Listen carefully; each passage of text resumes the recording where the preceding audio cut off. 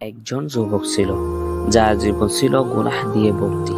নামাজ সে পড়তো না, রোজা কবে যে রেখেছে মনে পড়ে না।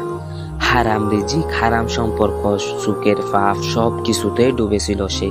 কিন্তু এক রাতেই সবাই ঘুমিয়ে পড়েছে, আর সে একা চুপচাপ আকাশের দিকে তাকিয়ে বলে, আল্লাহ, আমি তো খারাপ, তোমার কোনো হক আদায় করিনি।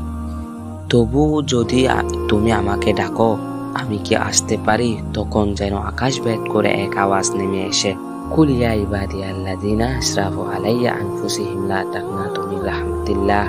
হে আমার বান্দারা, যারা নিজের উপর জুলুম করছো, তোমরা আল্লাহর রহমত থেকে নিরাশ হইও না। হ্যাঁ, এই ডাক তোমার জন্য, আমার জন্য, সব পাপীদের জন্য।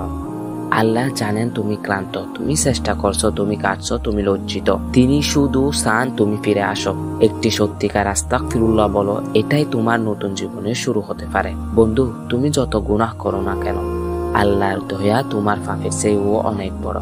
তুমি যতবার গুনাহ করো, আল্লাহ ততবার ক্ষমা করতে পারেন, যদি তুমি ফিরে এসো।